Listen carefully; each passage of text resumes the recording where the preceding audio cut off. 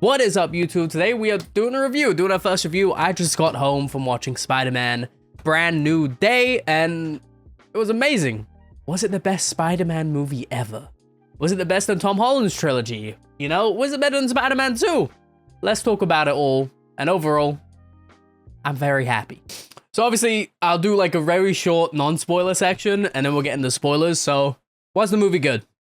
Yeah, the movie was great. I'm gonna say start to finish. The start, you know, I was like, okay, this is interesting, you know. Obviously Peter living his life, not trying to spoil too much, but as you see in the trailers, like, you know, he's adjusting into the things, and also seeing the trailers, Ned has said final year of MIT, so I believe this is 4 years after No Way Home. I want to say it's 4 years after No Way Home.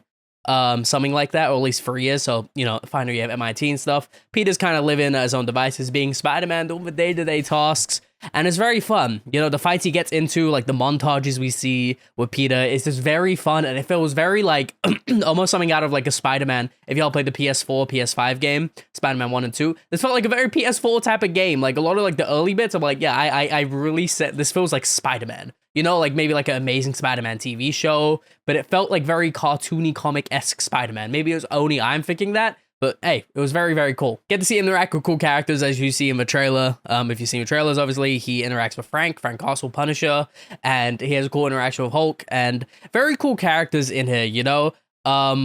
First of all, the actors, John Bernthal, very, like, it is Punisher. It's the Punisher we know and love, but he's very goofy. And goofy in a good way. It feels like kind of like a, I want to say, older brother for Peter, like kind of like that older guidance kind of bro. You know, that's the vibe I got from Punisher in this movie. And if you know Punisher's story, you know, some bits are very emotional. You're like, damn, I'm feeling this a little bit. And then we got, I forgot the actor's name, the guy from Severance.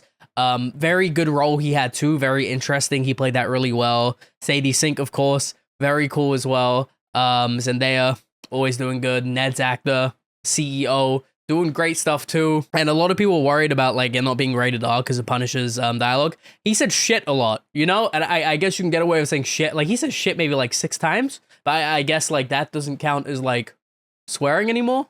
I guess you could say shit. Can you say shit? Maybe you can.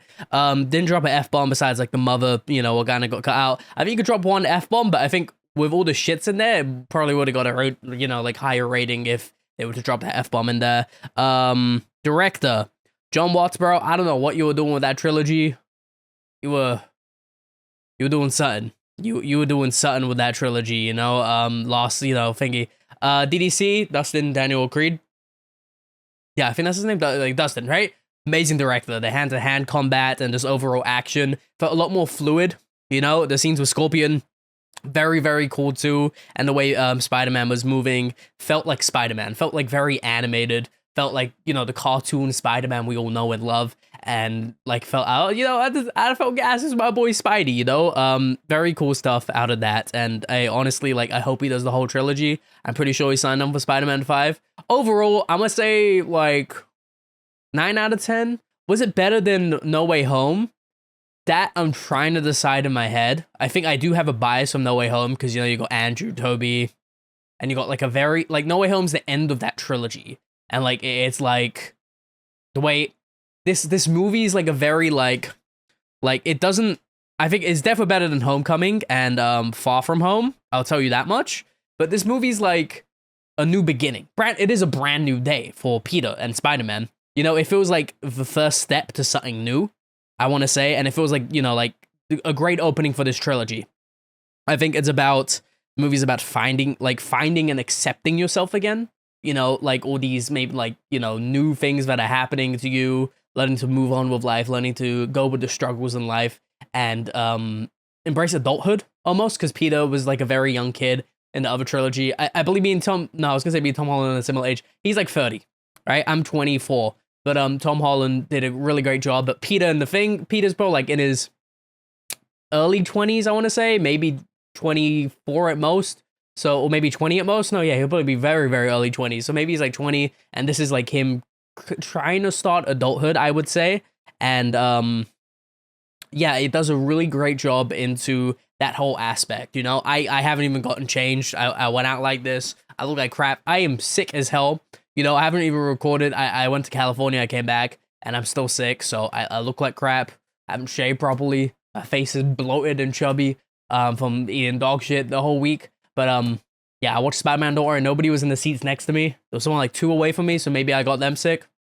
But they got to watch Spider-Man, so yeah. I don't know if my hearing was bad, because my ears are kind of blocked. I went to go watch the Odyssey in 70mm IMAX, and that was very loud. So going into like a normal theater, what's not Dolby, what's not IMAX, and just like a local regular theater of mine, it felt very quiet, but like it was not too quiet. Like I just had to pop my ears a bit, and I heard it.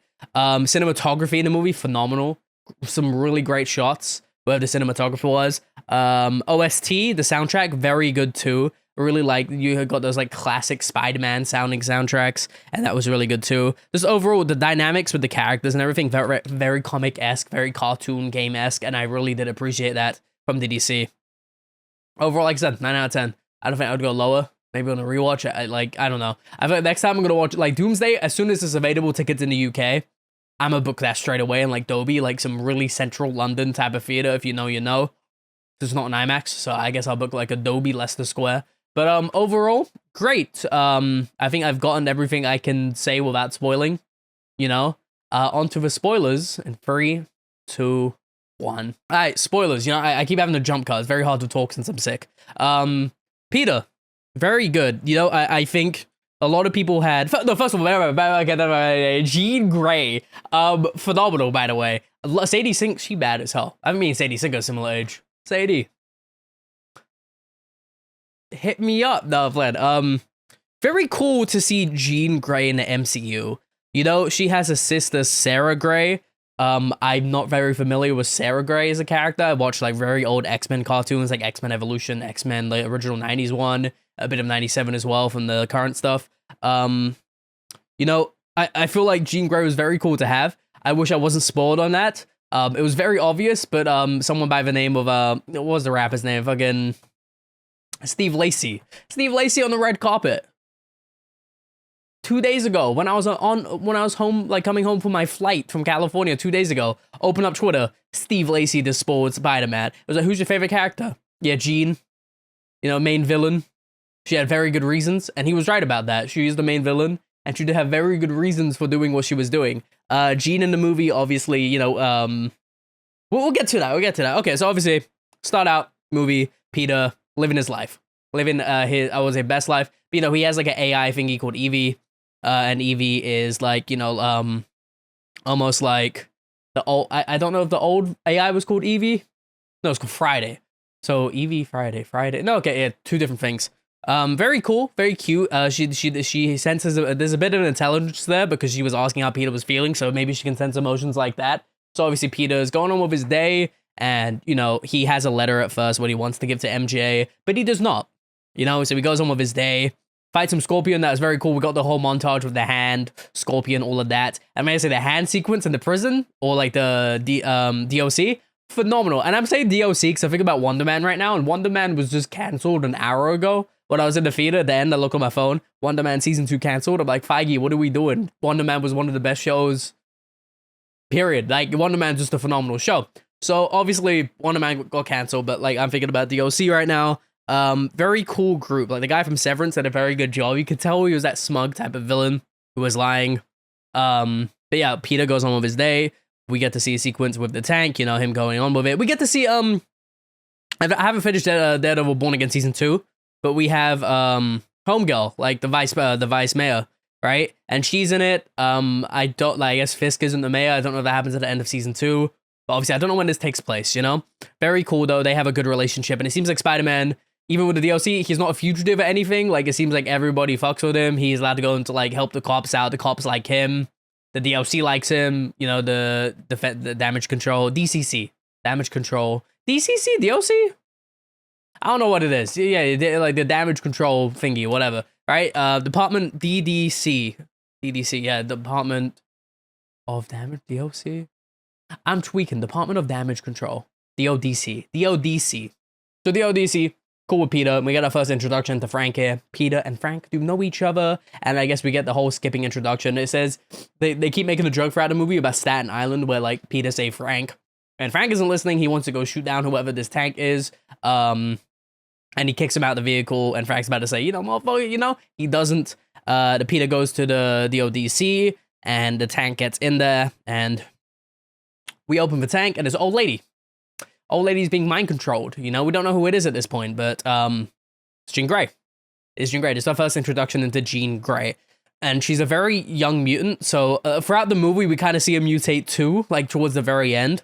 But she is like almost possessing people, kind of like how Charles does in other X-Men movies. But she's able to like fully control them and move around, like full on demonic possession almost. And someone does bring up like Yelena later in the movie. Love seeing her. She later does bring up demonic possession. Obviously, Peter's thinking Peter's the only one who can sense this with his Spidey sense, and he every time like, you know, something happens, he senses Jean like switching between people, and Jean tries to go in him, and for some reason she can't. I never fully understood why she couldn't. I guess it must something to do with Peter's like Spidey, like his mutation or something, but she's clearly not strong enough. Later in the movie she does, but she's not strong enough at this point. That was a very cool thing, you know, like getting a whole introduction into Jean Grey is very interesting at first. I don't know if I would have known it was her if I didn't come into the movie beforehand knowing Jean Grey was in it. Next, Peter says, I might know someone who's doing this. You know, he gets up to the roof, Scorpion gets let free or whatever like that. Cool. We get to see Yelena from Thunderbolt. And Yelena is now referred to as Black Widow. This is very cool, taking on Natasha's role. Really do love it. So her office is like this hot spring, indoor hot spring, you know, and she's naked. Florence Pugh is naked. Peter Parker's with her. I wish that was me. First of all, I wish that was me. But very cool to see Yelena again, and she keeps joking with Peter, saying like, yeah, you handle the little potato stuff, and the new Avengers handles like the big potato stuff. I don't know where this takes place. With everything later, I believe after new event, like after Thunderbolts, like we had that whole 6 months later type of thing, or 1 year later, 9 months later. I believe it probably takes place somewhere in between that. Because otherwise, I don't know. It takes place before that post-credits, definitely. So, you know, Yelena and Peter talk, and she brings up the whole thing about demonic possession. Very cool seeing Yelena. Looks beautiful as always. Nice seeing her in the movie, and she does come up once again. So Peter visits the ODC, and we get the whole sequence of like them trying to like, you know, scan him, and we see like, you know, enhanced ability, enhanced agility, super strength, like, you know, all that stuff listed all Spider-Man's abilities, which is a very cool tool they do have, you know. And then we get the guy from Severance coming down. I'm going to look up his name because I feel like it's disrespectful. Trammell Tisman, or his name is Metzger in the movie, right? Metzger. Right, so Metzger, I just looked up the cost. It is so funny Sadie Sink's not listed yet. They're really keeping that under wraps, you know? Metzger comes down. He says, it's okay. Spider-Man's Witcher was Spider-Man. And, you know, like he was kind of using towards the end, but, you know, it's cool. They talk, and he asks what something is. VMAX, right? VMAX, we find out what that is later. But he asked what VMAX is, and he's like, I don't know. And he really didn't know, right? I thought he was lying at first, but he didn't know what VMAX was. But he's just like, we're kind of struggling at the moment. You're the only one who could beat this telepath / person. Peter dips out. My memory's kind of hazy what happens next, but I believe it is the party scene. So he goes to the next day, he's eating at the deli, and he see Ned come in. Ned buying some alcohol. He's an adult now, you know, he drinking, goes to a party, and he follows him like a weird stalker, I guess. And he ends up in Ned's party, and he sees the whole Spider-Man board, you know, starts talking to Ned. He's like, I'm trying to find out who Spider-Man is. I have 2 suspects, and it's like the fucking his old teacher and fucking Flash, like the Indian Flash, bro. I was like, all right, buddy, you know, because he remembers Spider-Man saving him a bunch of times. He's like, okay, I know he's from Queens. That's all we got, right? So Ned, you know, is in there chopping it up with Peter, and MJ walks in, and Peter freezes. You know, that's his girl, and yeah, they have like a very awkward interaction. His name is like, he says his name is like Nerd something, so gives her a flower, and then MJ goes makes out with a random dude who's her boyfriend, I guess. So that's that, and Peter, he gets depressed, leaves the party, goes home, and Peter, like, there was something we'll mention earlier, he was getting headaches. So Peter's starting to, like, tweak out, he's in pain, he, like, looks at his wrists, and he blacks out, hits his head, like, hits his body pretty hard, wakes up in, like, a cocoon, a spider cocoon, and he starts falling, and he's about to catch himself, he does this, and we have the organic spider webs just like Toby. And I really do wonder at this point, I feel like, is Tom Holland's Spider-Man now the strongest Spider-Man? You know, like, in terms of strength, like, out of all the live-action Spider-Mans we've gotten, I think he might be the strongest Spider-Man now. You know, I generally like, you know, like with organic webbing. So maybe everyone's just like, would you want to be Spider-Man? No, only if I had organic webs. I'm all got organic webs now, so that's pretty fucking cool. A really funny scene. He goes like gets back in the laundry room and he puts on like there was a blondie who lives in his apartment. In my head, I'm thinking maybe it's Gwen. I'm not too sure, but he pretty much just aired her. She's with maybe her boyfriend or someone walking a dog, and he puts on this crop top and these pants, and he's in the elevator when she walks in, and she's like, "Is that my top?" And he's like, "No." You know, and he walks out and it's like one of those juicy fucking jogging bottoms, and it's the funniest shit ever. This movie's very funny, I could say. This movie is like has a lot of, especially with Frank later, you know. So that's very funny. Peter goes back and he realizes something's going on with his body. Sees webs all over his apartment building, and he ain't looking too good. So he decides to go to Bruce Banner. Bruce Banner teaching a lecture, and it's very funny in there because half of his class, like, they ain't really there for the lecture, bro. They're here to fucking watch the Hulk. Because even a guy in green, who goes like Hulk smash, riles up the whole class. And then Peter walks up to Bruce, and he's talking about Bruce's like little thing here. Bruce has a thing to kind of like keep him in Bruce. And I'm wondering what's happening with Hulk, because it seems like Bruce has this limited device on now, and it's to keep the Hulk in check. Right? And we'll talk about this later, but I guess like what happened in between She-Hulk and now for Bruce to even need that? I thought he had Hulk under control. So that's very interesting too. And I heard they really like, I heard there's like interest. Mark Ruffalo has some stuff for Hulk written out. And let me say, the Hulk stuff was really fun. For me to see him again, I was gassed up, you know? Nobody was really cheering my theater, but inside I was cheering. So he talks to Bruce saying, you know, is it possible to limit the bad stuff in mutation and just bring out the good stuff? And Bruce said theoretically it's possible, but you're making a very dangerous device, which I feel like will come into play later with the DODC in Marvel, and maybe with the mutant saga when there's mutant like X-Men is very brings up very racial topics and discrimination. So I feel like within the mutant saga we're gonna get these devices, and that's what's gonna come into play here.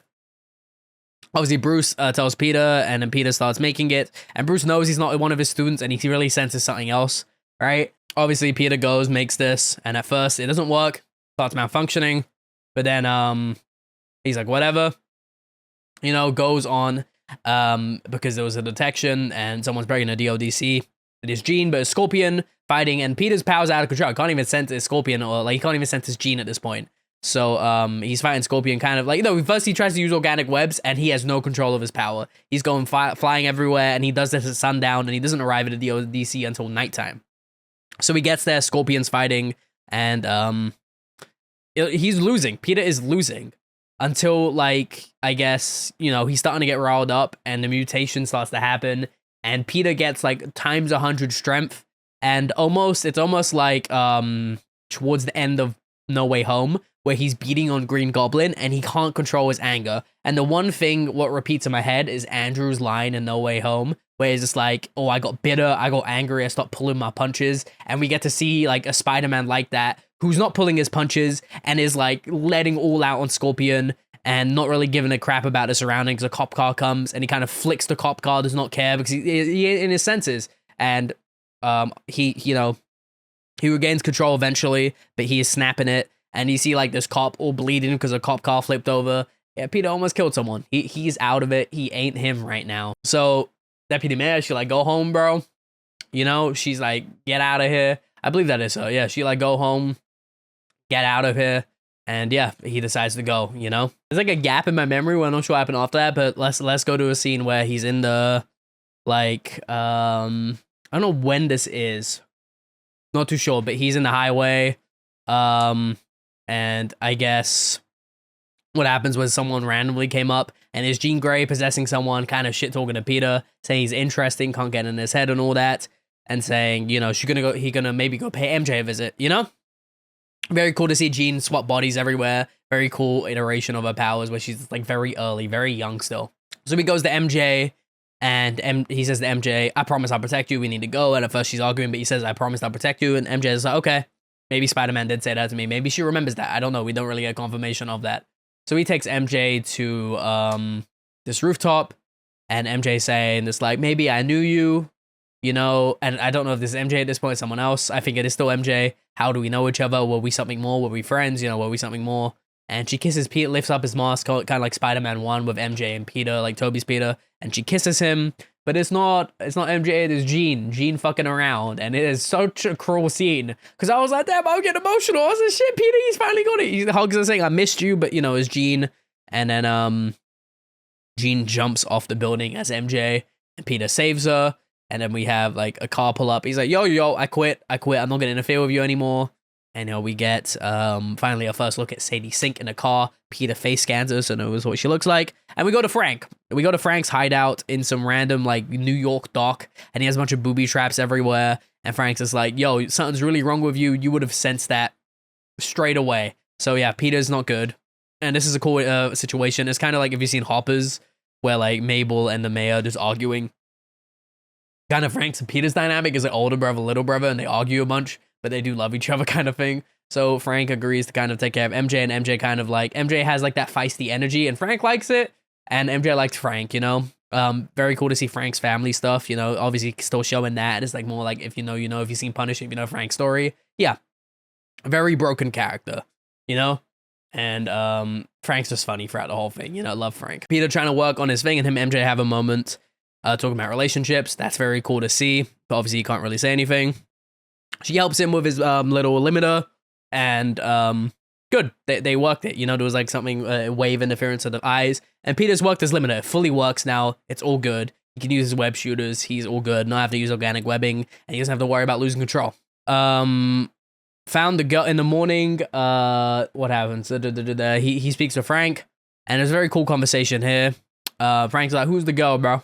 Who's the girl? Like, you clearly like her. You clearly know her." And they're going like this, and he's like, "I don't have anyone, Frank. I'm like you." And this scene broke my heart. Frank's just like, "You're like me. You don't know a damn thing about me." He's like, "You think I choose to be like this?" And it's true, Frank. Like he says, if people were alive, if the people who I love were still alive, I wouldn't act like this, pretend to be someone I'm not. And Frank's fully aware of like his mental anguish, I guess, that he is being someone who he isn't, and he is a psychopath. Frank is aware of that, and it is very fucking cool. And yeah, fucking phenomenal. I love that. It's great. Very cool Frank interaction. Love that. Phenomenal. Very cool. We do love the Punisher up in here. Get to see Jean Grey attacking the DODC. Oh, and before that, we did get a full name drop because, you know, there was like a news article and we scanned her and it says her name is Jean. I forgot her middle name. Grey. Would have been very cool to see if I didn't know. But I did know because of Steve Lacy. It's crazy. I didn't even know, like, if, like, generally Steve Lacy didn't say shit, I would have, like, speculated it in my head, but I wouldn't have known for sure. Right? But, yeah, Jean, that was a Jean reveal. Very cool. We go after Thingy, and the whole place is fucked up. You know, Jean in here. And while Peter goes, MJ goes to, like, Frank and says, "Are you gonna let him go alone?" And Frank thinking in her, he's like, you know, the Punisher noise, like, Frank's like, love that. So fucking funny. And it comes up at the end of the movie, too. But, yeah. We go to the DODC building, and, Jean is attacking it, and Peter trying to, like, sense with her. And, you know, she's taking over control of Bruce. And Peter's just like, "Yeah, brother, you don't know what you're doing. This is the Hulk." And I love, like, he has that, like, little fear, because he's just like, "Yeah, this is way above, like, your little, like, games right here. Like, you don't know who this guy is. If he gets let loose, he's gonna go do some crazy shit." And the thing is, she's got control of, like, the Hulk, but, like, it's more of, like, Dr. Hulk right now, because he's smaller, and he ain't, like, the Incredible Hulk. So, you know, she doing this shit to Bruce, and she controlling him, but it ain't like the proper Hulk. And obviously we get to see Peter fighting this Hulk, and he's getting a few good moves, but when he does damage on her, you know, like, Jean starts to slip and lose control, and it isn't until Frank comes, because Peter's about to get his ass whooped, and Frank saves Peter, and they have these really cool slow-mo shots, and it's so cool to see them team up, and, like, Frank fighting the Hulk, because this is way above Frank's pay grade. He ain't supposed to be fighting the Hulk. He ain't got that War Machine armor yet. It's very cool to see Frank do all of this, and he is fighting the Hulk. Very fucking cool. And then he gets, you know, he throws, like, this bomb at the Hulk, and she kind of slips out of it, you know? Or wait, I'm trying to think how the Hulk snapped out of it.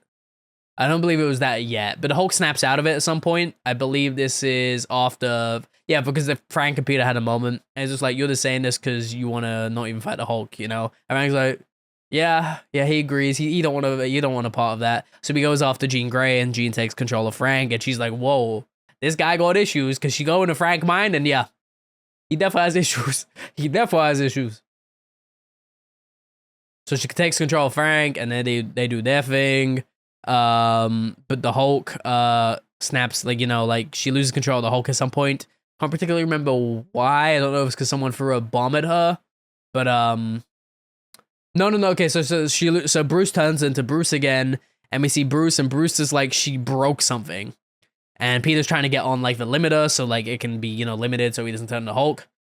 But Sadie's gone and done something, or sorry, Jean's gone and done something, and I guess the connection Bruce and Hulk had from Ragnarok, where they were kind of like, you know, kind of at an alliance and with each other, she's completely snapped something, and the Hulk don't really trust no one no more.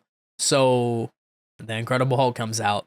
He's like, no Bruce, only Hulk. Eyes go green, and he gets buff, and I'm so hyped at this moment because the Hulk is back, and it made me realize how much I missed the fucking Hulk. Like as a kid, seeing the Hulk in the TV shows and in his movies and all that. Like, bro, we got the Hulk again, and he starts fighting Peter, and Peter's getting dog walked, like even like just thrown around the building.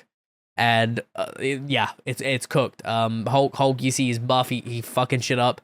Peter puts on the shocker glove, and I thought like he might win this fight, but no. At one point, he comes swinging around, and he about to punch him with a shot. Like he does get one hit on him. He punches him with a shocker glove, and it didn't do nothing. He caught it, and he's about to kill Peter, almost choking him. And I think Hulk does remember Peter. Otherwise, he would have stopped. And you know, he's strangling Peter, and he's like, Bruce, stop, we're friends. And Hulk kind of looks in the mirror at himself and see what he's doing. And obviously, like this always happens with Hulk and all the movies and stuff. Like Hulk does have some sense of humanity in him with his friends and stuff. So I do want to say that I don't want to call it a full ass ball. Was he nerfed a tiny bit? Yes, but it's like he stopped himself. It's not like Spider-Man beat him, which I'm very happy about. Because if Peter beat him, yeah, there was gonna be a bunch of meltdowns on Twitter and shit. So Peter didn't like he beat him, but it was more Hulk beating himself, right? And then he jumped off the building, and yeah, Hulk defeated. You know, Jean breaks in this thing, and she's about to shoot the guy, the ODC head, and Peter stops it finally, and yeah, she gets tranquilized. Before she blacked out, she said Sarah, which we know later is her sister's name, and yeah. Outside, we have Bruce in that. Bruce saying that hurt anyone. He's just worried about people, and he's kind of like restrained and everything, and going to a hospital thing. We find out later he's being sent to a mental ward facility. So poor Bruce. Poor Bruce. I'm hoping one of the Avengers can get him out of that, hopefully. So Peter asked the head of the ODC, who is Sarah, and he was saying, oh, Sarah was someone who I knew, who, you know, like we lost recently. Maybe when she was like jumping, she thought she was another person, had those memories. And yeah, cool. We go back to Frank's place, and MJ reads the note Peter had, and she says, take off your mask, I deserve to have this conversation with Peter Parker. And they have a conversation, and he's like, MJ, I love you, I'm sorry I couldn't tell you. And she says, sorry, I don't have my memories, bro. I don't know you, little bro. And she leaves, and she comes back saying, actually, bro, I don't have my phone, can you take me home? So he swings her home in a very awkward type of thing, and she's like, do you want to come up and meet Ned? So he meets Ned, and Ned does have this Spidey tracker app, what does come into play later, and whatever Spider-Man sighted, it does show up, and he sees, you know, Spidey. He's like, MJ, you're not gonna believe it, Spidey's at house. So them two, you know, chilling at Spidey's, all three of them, the whole gang in the original trilogy, chilling again, and it's very cool to see. And then Ned, you know, like he's cracking jokes with Peter, and it is very cool. You know, Peter did miss all this, and yeah, it's cool, it's dope. And they have the conversation about, you know, how Peter tells her that, you know, they kissed, and MJ's like, oh, okay, don't worry, I didn't remember any of it. And then he's like, huh, what do you mean by that? And then she said, I don't remember, it was like instantaneous, I like fell asleep and woke up, and he realized that the ODC head was lying to him. And then went to Yelena on a FaceTime call. Was funny because Black Widow, and then, you know, like Ned at the back's like, hi, I'm a big fan. Very cool. Yelena's just so funny. We love her, man. I love her so much. She's like Black Widow. I almost prefer her over Scarlett Johansson because I just love Florence. She's such a great actress, and she does Yelena really well. So that is very cool to see. Then Yelena tells Peter all this, saying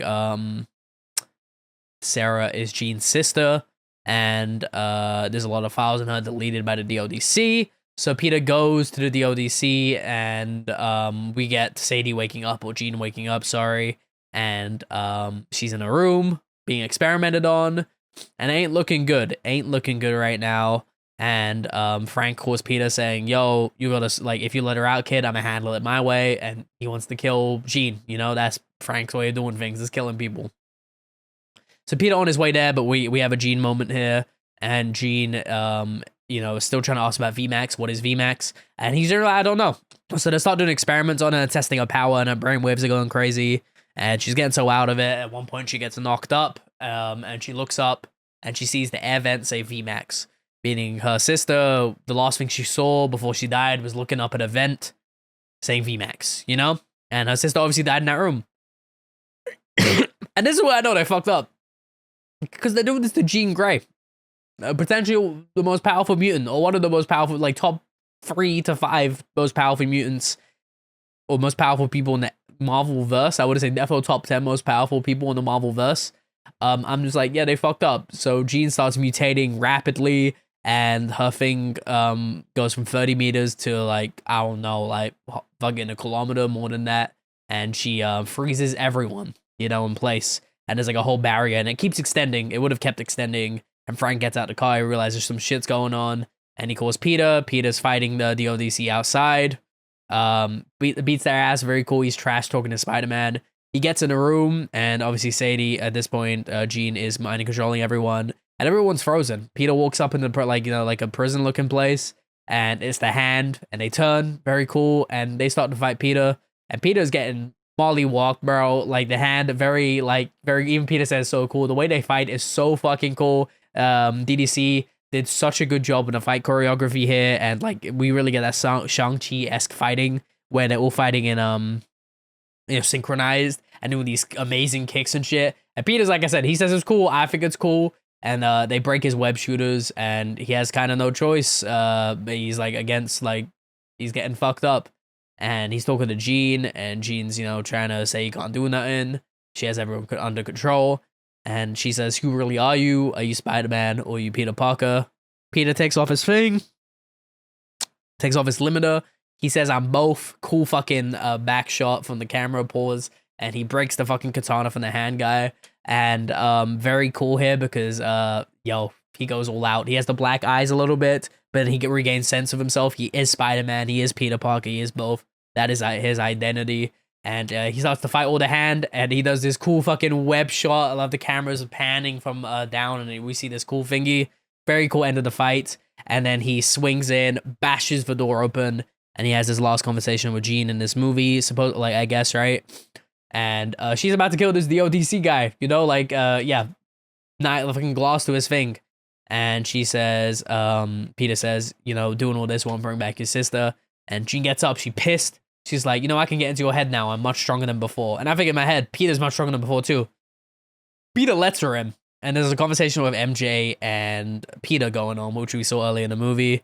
But the same words MJ was saying to Peter could, you know, it's the exact same to Jean, you know? Shit's gonna get tough. And she's like, I know, but no, you don't know. Sometimes, you know, yeah, you might be alone and shit, you know? That's just how it is. And it relates to Jean. Jean starts crying. And, you know, Peter starts talking. She's like, I don't have anyone, though. And Peter's like, you have me. You know, we're both alone. So that's very cool to see. Almost like a romance between Peter and Jean. Which is very interesting, because I know Peter and Jean, like, every time, like, I feel like Jean Grey is a very adult character, and Peter's usually younger. So I guess we never really see a dynamic between them in comics, unless we have. I haven't really read many comics for Spider-Man and X-Men to interact like that. So very cool to see. I guess whoever's playing Scott Summers, damn, you got your work out of Sadie Sink. Ooh, let me play Scott Summers. You know what I'm saying? Let me audition that blood. But obviously, very fucking cool. We get to see Jean and Peter talk it out. Very wholesome conversation. Almost made me tear up a little bit. And so Peter senses something, and it's a gunshot, because Frank just fired a gunshot, and he body blocks her. And I thought Peter, like, and it hits Peter. He's like, I'm okay. Jean sees blood on him. And I thought Peter's actually gonna die. I was tearing up, because this is my Spider-Man. You know, Andrew and Tom, like, Toby is my Spider-Man, but, like, my memories as a child is very, like, iffy. But throughout my teenhood, I very much grew up with Andrew and Tom, I want to say. Like when Toby was around, I guess that is my Spider-Man as a child, you know? But the ones I vividly do remember, I guess they're all my Spider-Man, but like to memory right now, it is Tom, you know? I was getting emotional. I thought Peter was actually gonna die. I was like, shit, what the fuck? And Frank, you see this look of like shock on Frank's face because he's just like, oh fuck, I shot my little bro. So Frank panicking, and we see a jump cut in Frank holding Peter, rushing to the hospital. And it says, you know, the news reporter saying Spider-Man death's bed, bunch of people outside.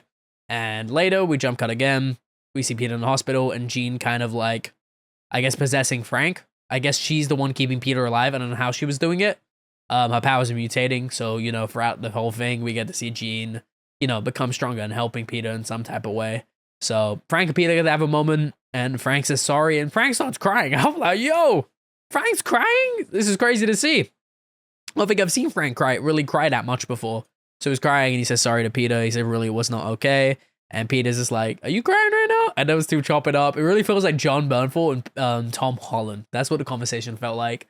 And very fucking cool. Just love that big bro, little bro energy they have. Phenomenal. That was such a good scene. And he's just like, yo. Nurse had to cut for his suit. But when we get out of here, I have a way to do it. So Peter walks out. Obviously, nobody really knows who Peter Parker is himself. So he walks out into the crowd. And someone goes like, oh, look, it's Spider-Man. I'm like, huh? Right? And they point at the window. And it's Frank in fucking the Spider-Man mask. And, you know, like the top half. And he's like, you know, like, ooh, yeah, I'm good. And then like Peter's in the crowd watching like Frank in the Spider-Man mask. And then we cut to Frank from the back and he's making the Punisher noises. He's like, "Hurr!" You know, it's the funniest shit ever, man. I love that so much. So Frank is pretending to be Spider-Man as Peter goes off into the distance. And yeah, very damn cool. Overall cool thing for Jean. We see her go off in a bus after going in somewhere else. I don't know what happens with Jean. I believe she defo is the Jean for the X-Men, the new X-Men. It just, like, I assume after Secret Wars, the worlds would get combined. It just makes me question who's going to be the Charles, you know, what happens with all that. But that is Jean Grey. And very interested to see how this Jean fits into the X-Men. Hopefully, like, the Scott Summers is going to be good for her. Because I can't wait to see the romance between Jean and Scott. And Sadie, phenomenal actress, so she did a great job at that. And I feel like when we go into the Phoenix arc later in a few years' time, she can do a great job of that. So great all around. Sadie's performance great, John and Tom great, and yeah, phenomenal. Closing act of the movie, we see, you know, Peter going to the deli, calling homegirl from Daredevil. I always forget her name, right? But deputy mayor type of person, you know. At the time, was she deputy mayor? I don't know what she was in Daredevil, you know, the one helping Fisk out. But she pretty much gets off the phone with Spider-Man. She goes to her kids. Spider-Man said hi. That's a cute moment. And Peter sees Ned, and he wasn't going to talk to him. He's like, fuck it. He's kind of overcome, like we were talking about earlier, about how adulthood. And he's like, fuck it. He said he goes to May's grave, and he's like, I'm not going to be alone anymore. But after that, obviously we have a deli, and he goes to Ned. And Ned's just like, oh, you're the guy from the party. And he doesn't say anything. He's like, hi, I'm Peter. That's the only thing he says. And then he starts to do the handshake them two had. And Ned's very confused at first. But then Ned starts to get all the things right. And they do the whole handshake. Ned looks up. He's like, Peter? Right? He's like, Peter. You know, like a I know who you are type of Peter. Movie ends. And we get this whole nice credit thing of New York. And it's like, just like showcasing New York. Almost like the BB report type of bullshit. You know? That's how the movie ends. I believe Ned does remember. I think like that's up to our imagination. It looks like he did break the spell. So that's cool too. Maybe Ned does remember Peter now. And if he does, I'm going to love that. Don't turn into Hobgoblin just yet. You know, like maybe let that happen at the end of his trilogy. But very fucking cool. Very cool. Obviously, like, I'm waiting after because they hit us one post-credit at the very end. But like I said, we have this nice New York thingy. Overall, before we get to post-credit, phenomenal movie. Flaws, pros, I pretty much listed everything I liked. The cons of the movie, I can't really think of any right now. Obviously, there are cons. This very much felt like a Jean Grey movie. As much as it felt like a Peter Parker movie, this very much did feel like a Jean Grey movie. You know, and that was very interesting to have an X-Men character as the villain. and it felt like a setup movie, which isn't necessarily bad, but there was no Spider-Man-esque villain, you know, I guess. But so we had Jean Grey as the villain, which is a very interesting and brave move from Marvel. And I don't know if that's like what they wanted to do, because I don't know how it works within Marvel. Like, who gets that writing decision? You know, does Kevin Feige go to the writers and go like, "Yo, we want you to write a movie about Jean Grey being the main villain," and then we do it from there? I don't know how the writers' room works, but yeah, like I'm interested to see how that works completely, because it is very interesting and it does set up a lot of stuff for X-Men in the future, and also brings a lot of questions of how Jean Grey is going to come into play. But seeing Jean in MCU is great. We're going into this mutant saga and is very much teasing it. I hope Tom does finish this trilogy. I'm actually hoping in the 7 movies, and the 7th movie sets up at the end Miles, and he helps Miles a little bit, and then Miles gets his full trilogy from 7, 8, 9, kind of. And yeah, I feel like Peter will die at some point within that, and we'll see what happens. We'll get some Spider-Verse type of stuff. But for now, that was a really good opening to this new trilogy, and I'm very excited to see where it goes. So at the end, we get a post-credits, and it's the Spidey tracker app, and oh, brother. And it says Spider-Man detected, but it starts to zoom out. It says Spider-Man not detected, and it keeps going into space. And we go to some random, you know, black void, and it says Spider-Man detected, and it's pretty far away from Earth. And I can't remember ahead if it's in on another planet, but it's just Spider-Man detected in space, and it's a Spider-Man will return.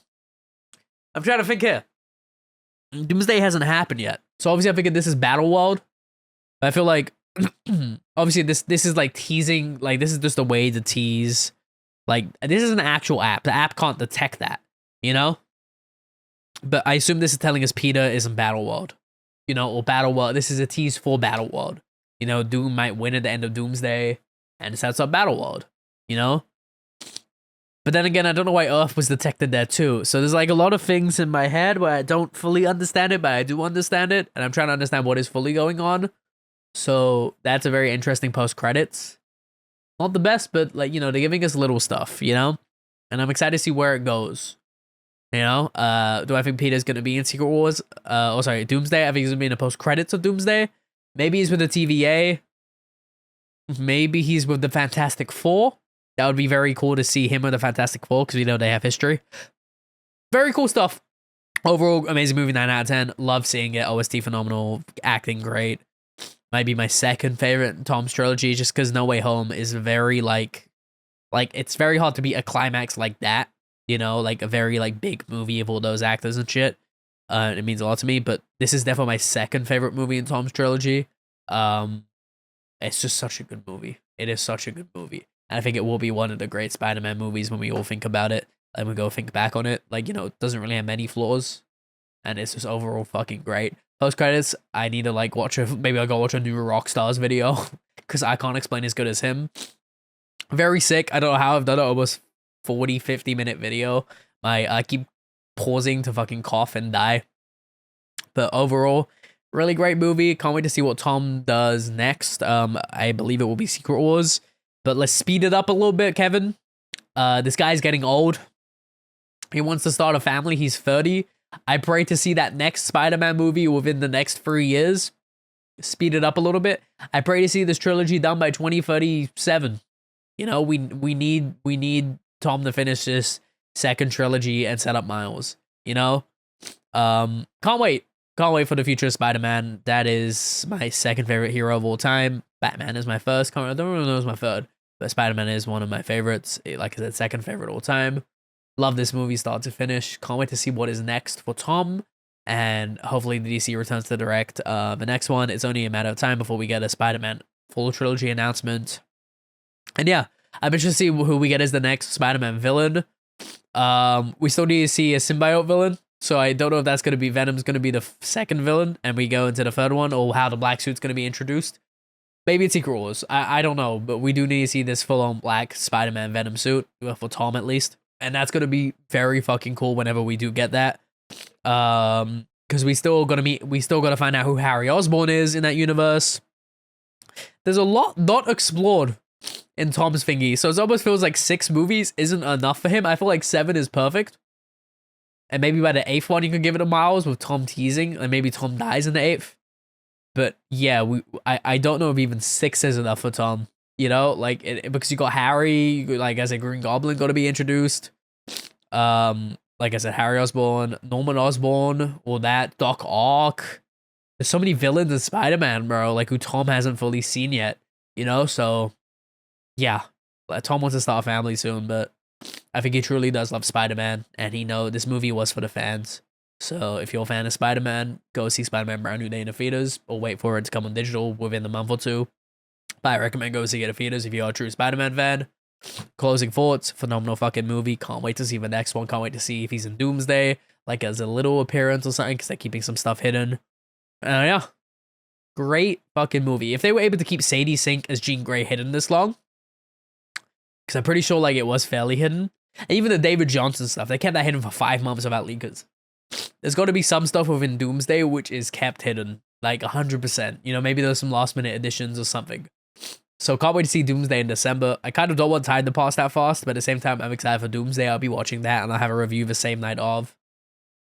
I'm dying. I'm gonna go, but that was my Spider-Man review and this talk through the whole movie. I'll see all of y'all next time. Peace.